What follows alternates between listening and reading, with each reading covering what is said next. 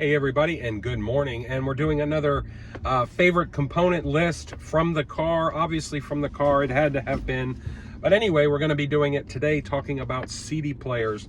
Now, CD players are kind of iffy for me because I've had several CD players over the years, but I've heard more CD players in passing than I have actually owned and also reviewed.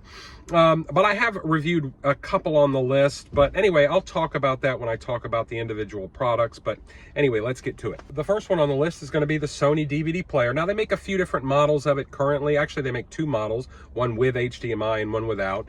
Typically, they run anywhere between $30 to $50, depending upon which one you get. Although I wouldn't get that because Sony has been making that same basic model of DVD player for about 10-15 years at this point, and I often see them at local thrift stores and antique stores where they're selling them for $5-10 a piece. So it's almost pointless to try to buy a new one when you can get a used one for the same cost and it'll perform exactly the same. Matter of fact, I'm currently using one to play CDs, and so I typically have over the years used them with their digital out. They all have coaxial digital outs, and of course at that point you can use it as a transport.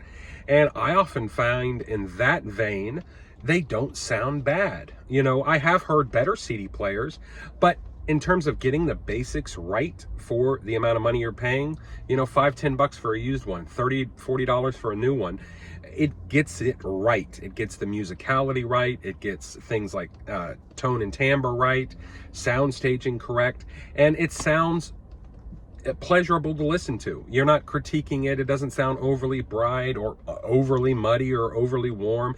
It just sounds okay, and it sounds decent, right?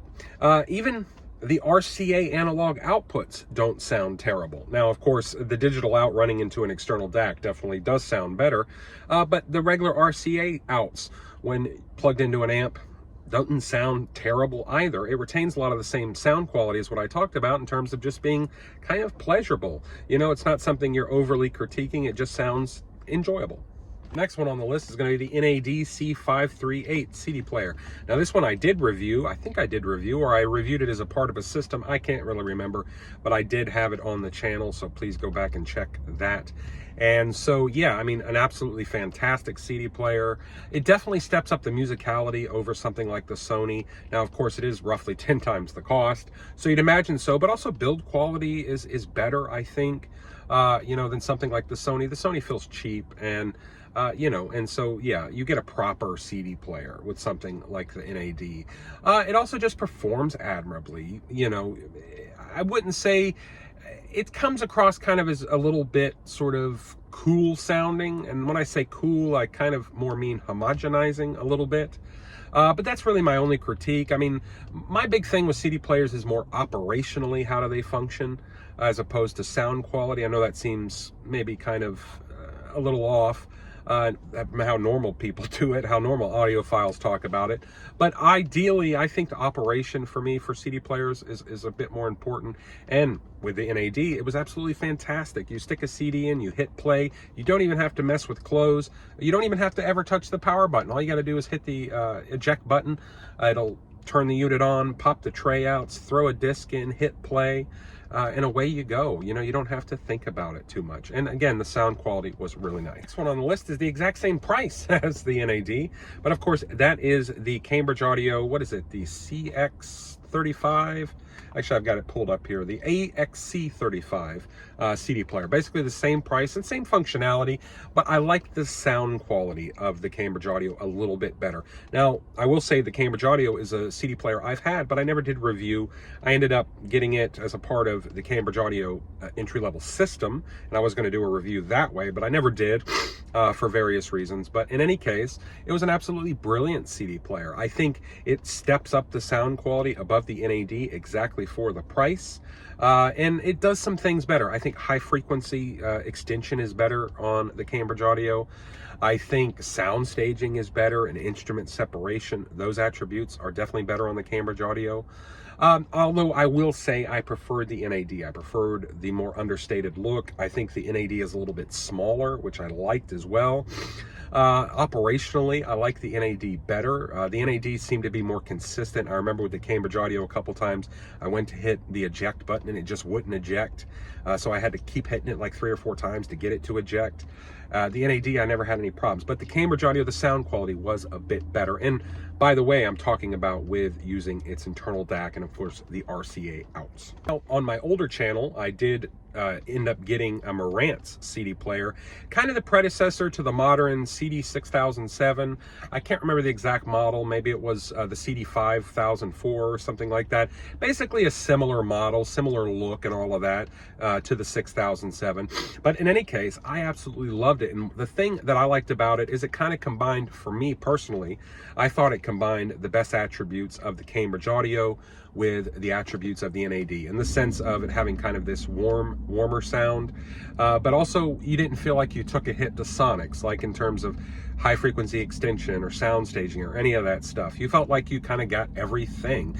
And of course, obviously that's using the built-in DAC, but also, like I said, operationally, it was more similar to the NAD in terms of the one I had, which I bought used on eBay, which you can buy them used on eBay, the kind of the entry-level Marantz CD players now for, excuse me, for $200-300 bucks. So pretty cheap, half of what they cost originally. Oh, I'm sorry. And anyway, absolutely fantastic. So, like I said, sound quality was great. Operationally, it was great. Really nothing to complain about. Now, truthfully, I haven't actually heard or reviewed that many CD players, at least not ones that I've spent a lot of time with. Now, on my integrated amp video of recommended components, I did talk about, you know, I spent a lot of time with the McIntosh MA5300 integrated amplifier at a friend of mine's house. He had one that he bought used. He buys and sells hi-fi. And he had one, and I listened to it over numerous days. We're talking probably weeks. You know, I'd go over there on the weekend and spend, you know, hours over there with just listening and playing records and all kinds of stuff. And as a part of that system, he had a sort of, I don't want to say the matching, but he had sort of a matching McIntosh CD player. Now, I'm going to stick this one up, which is, I think, the MCD. I've got it pulled up here. Hold on a sec. MCD 350. And it was the CD player because he was using the analog outs. They do make a transport version as well, but this was definitely the CD player. But I'm going to stick that up on here because it was part of that system, and we did play a lot of discs. And, you know, like I said, kind of with the NAD, operationally, it was fantastic. You know, sound quality was, like I explained with the MA5300, and, you know, I didn't hear it in isolation apart from the amplifier combo. But, you know, I recall, you know, what I heard was kind of like I said with the amp. It sort of had everything you could want. You didn't feel like nothing was missing. You know, you weren't wanting for nothing. It wasn't like some products you listen to and you're like, well, great, the sound staging's great, but I just wish it had a little more body and weight to the sound. Or it has great body and weight, but I wish the sound stage was a little bit better. No, the McIntosh CD player absolutely sounded fantastic, and it worked fantastic, and, well, it was fantastic. So that is it for this time. You know, like I said before at the beginning, I haven't reviewed that many CD players. To me, personally, I've sort of come to the realization over the years that while fancy CD players do net you better sound, at the point, CD players, in my opinion, kind of hit the wall of diminishing returns fairly quickly. And that's why I've been quite happy with using something like the first CD player I talked about, of course, the Sony DVD player, as a transport. Just using that and, you know, having great results and enjoying every CD I stick in it and not having any issues, and operationally it's fantastic and it just works. And so that's kind of where I've sort of parked my CD experience at, because, you know, I'm satisfied with that. I don't feel the need to go further, unlike maybe an amplifier or a pair of speakers or a turntable or something like that. You know, so anyway, that's kind of it for this video. Kind of short, but, you know, anyway, hopefully you get what you get from it.